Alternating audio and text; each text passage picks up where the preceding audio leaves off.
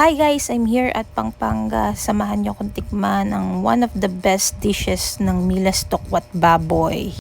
Hindi na ako dumayo sa main branch kasi meron naman silang branch here sa SM Clark. At dumating na nga ang aking order na Tokwat Baboy for 320 pesos, good for 2 person. And for 1 rice, 40 pesos. And for their famous sisig is 320 pesos. Ito nga pala ang kanilang dine-in area. So ano pa nga ba ang aking hinihintay kundi titikman ko na ang kanilang famous sisig.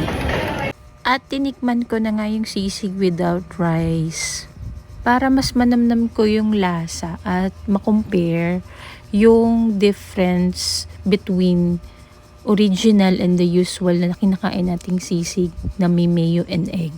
By the way, sisig was originated here in Pampanga. Compared to the usual, it's not greasy and maasim-asim siya. No need to put calamansi and walang umay factor.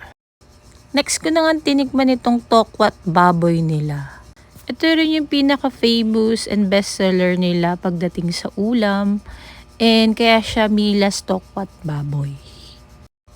For me, very typical lang yung lasa niya na tokwat baboy. Ang pinagkaiba lang is meron siyang celery. Ang pinaka-recommend ko talagang itry nyo is yung sisig kasi napakasarap. And hindi siya yung usual natin na natitikman na may itlog, mayo. Pero itong tokwat baboy, hindi ko siya masyadong recommend since meron namang maraming ganito sa atin sa Manila. Overall, masarap pa rin naman and it's better pa rin na tikman ninyo yung mga famous ulam here in Pampanga. And syempre, hindi ko naman natikman yung pinakabuong menu dahil ako lang naman ang kakain mag-isa. But that's it. Thank you for watching.